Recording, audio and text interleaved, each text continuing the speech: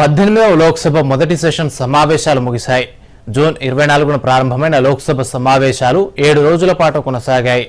దాదాపు 30 గంటల 40 నిమిషాల పాటు సభ కొనసాగిందని లోక్సభ స్పీకర్ ఓం బిర్లా తెలిపారు.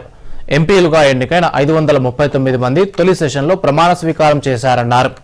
జూన్ 26న లోక్సభ స్పీకర్గా తనను రెండోసారి ఎన్నుకున్నందుకు సభ్యులకు ఓం బిర్లా కృతజ్ఞతలు తెలిపారు. లోక్సభ ప్రతిపక్ష నాయకుడిగా రాహుల్ గాంధీ నియమితులయ్యారని, జూన్ 26న రాష్ట్రపతి ద్రౌపది ముర్ము ఉభయ సభలను ఉద్దేశించి ప్రసంగించారని చెప్పారు. జూన్ 27న రాష్ట్రపతి ప్రసంగానికి ధన్యవాదాలు తెలిపే తీర్మానంపై 18 గంటల పాటు చర్చ జరిగిందని చెప్పారు. ఈ చర్చలో 68 మంది సభ్యులు పాల్గొన్నారని స్పీకర్ ఓం బిర్లా తెలిపారు.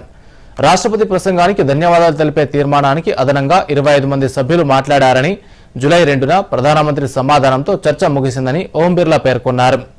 సభ్యుల ప్రమాణ స్వీకారం, స్పీకర్ ఎన్నిక సమయంలో సభా కార్యక్రమాలు సజావుగా నిర్వహించినందుకు pro tem speaker Bhartrihari మహతాబ్కు speaker Om Birla కృతజ్ఞతలు తెలిపారు. తొలి సెషన్లో సభ సజావుగా సాగేందుకు సహకరించిన ప్రధాని, పార్లమెంటరీ వ్యవహారాల మంత్రి, పార్టీల నేతలు, సభలోని సభ్యులకు లోక్సభ స్పీకర్ ఓం బిర్లా కృతజ్ఞతలు తెలిపారు.